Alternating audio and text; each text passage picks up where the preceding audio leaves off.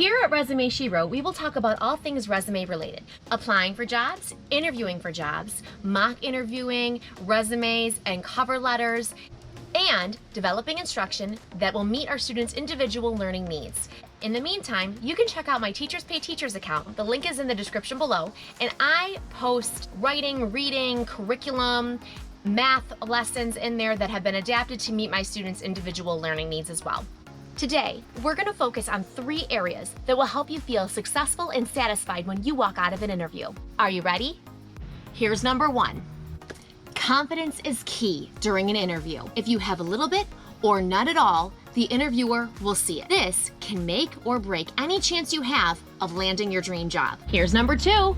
Let's talk about how to gain confidence during an interview. I always tell my clients one way to gain interview confidence is to practice with your family members, your friends, or in a mirror.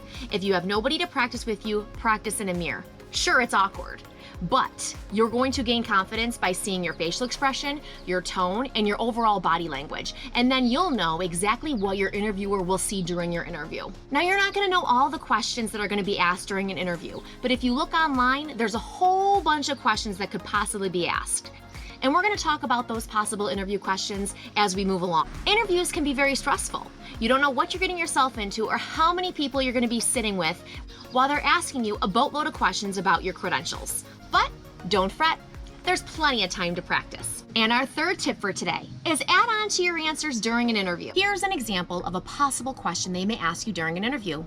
Tell us about one successful lesson you had in the past. Here's the first possible answer for that question. I taught a lesson where students took turns reading the realistic fiction text because of Winn-Dixie.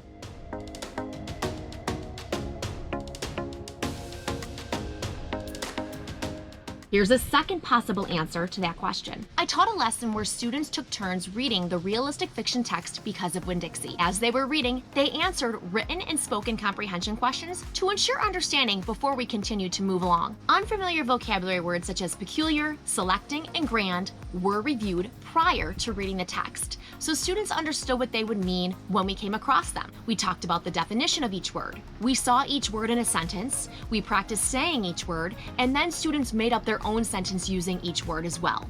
This helped them to understand what each word meant as we were reading along. Students really enjoyed reading the realistic fiction book because of Winn-Dixie because they could relate with Opal's character in many ways.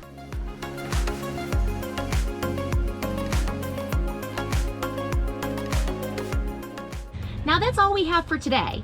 Be sure to check out my website, Resume She Wrote, for cover letter, resume, and mock interview support.